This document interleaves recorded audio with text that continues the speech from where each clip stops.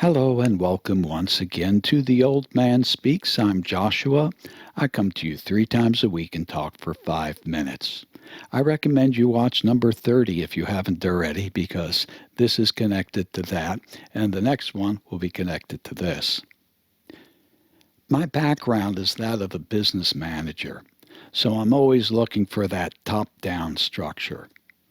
At the end of last time, I gave what I thought was the foundation, the core value of a civil society. It was a rewording of the Golden Rule. I believe that we need to do this. And when we get off track, which every business plan gets off track, we need to have a system of questioning that gets us back on track. And that's why I brought up Hildy in Creating the Future, where she talks about framing and asking questions that possibly challenge assumptions and can redirect us back to that top level. For the United States of America, it was the Declaration of Independence. And on July 4th, we celebrated a very specific event. It was not the ratification of the Declaration of Independence.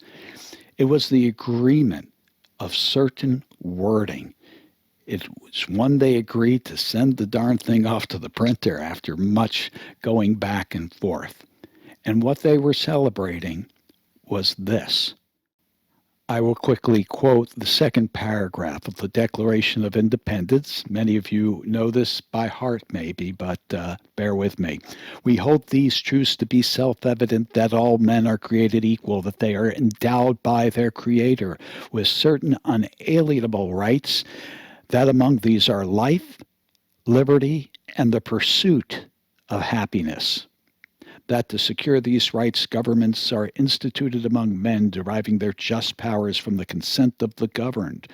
That whenever any form of government becomes destructive to these ends, it is the right of the people to alter or abolish it and to institute new government, laying its foundations on such principles and organizing its powers in such form as to them shall seem most likely to affect their safety and happiness.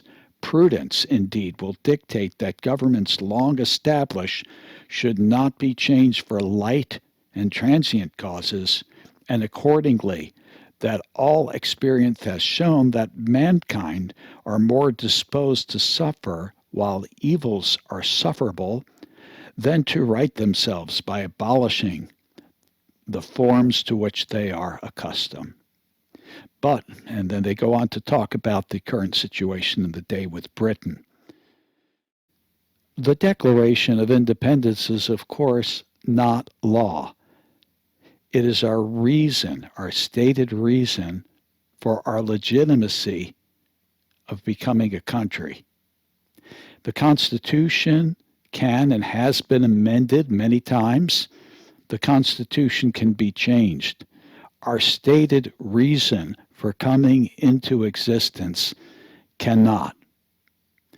Now, you can argue with some of the founding principles, both of my statement, which I put under the video from last time, about the requirements of a civil society. In fact, on the personal level, I don't even come close to fulfilling my personal requirements, treating all other living creatures and matters in this world with respect and kindness.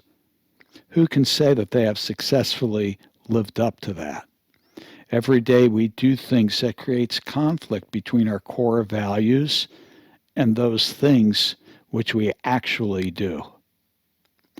So, we have now a conflict, and the question is, how do we resolve and how do we get back as closely as we can to our core values? First of all, there are some people who may try to argue with our core values, but after a certain point, that's what we believe. I ask nobody to adopt my core values.